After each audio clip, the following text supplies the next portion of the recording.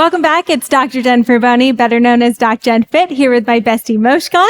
And she's going to be demonstrating how to get out of that hip pain when you're going into squats, especially if you're using a barbell. So we're going to talk about some different techniques and why this might happen within your squat. So first, she's going to demonstrate what people are typically doing when they're going into a back squat. So typically when people have this on, we've been told we need to get our booty back, and they overarch and then try to come down. And what happens, not only are we putting a lot of pressure in our back, but we limit how far we can go down because we're compressing so much into that hip joint. So rather than adding that compression into that hip joint, we actually want to change the angle of our movement here. Okay. And this is where our core compression comes into so much importance. So we want to think about breathing from the sides of this rib cage here. And you can either, especially if you, depending on the load that you have on your system, you might take a deep breath in here and then contract into the core and hold that pressure as you go down. Or my favorite way is to breathe in as you come down, thinking of opening those knees, keeping that chest up, and then breathing out as you come up to drive from that pelvic floor up into that rib cage. So again, it is not just a drop back of that bottom. It's actually an opening of those knees, a breath in to expand from the pelvic floor and the glutes. So a breath in and then a breath out as she comes up. Good. Take a little second of a break there. So we don't want to overwork here. So one last thing I want you to remember as you're going into this squat is that, yes, you want the knees to open. You want to take that good breath pressure so that the hips go straight down rather than back. But the other thing is that we're not just resting the bar here. We're actually going to be pressing the chest into the bar into the chest the entire way through. So what that's going to mean is as she's going down, she's pushing that back into the bar, and then she's pushing that back into the bar as she comes up. This helps to create more of that vertical pressure of that squat rather than leaning forward or having that bar move a ton.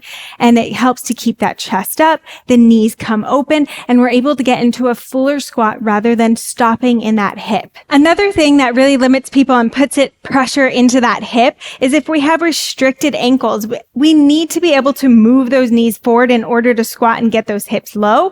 So when we have restricted ankles, a really good technique to kind of mitigate that is just to elevate those heels. So she's going to show us how to do that with the barbell.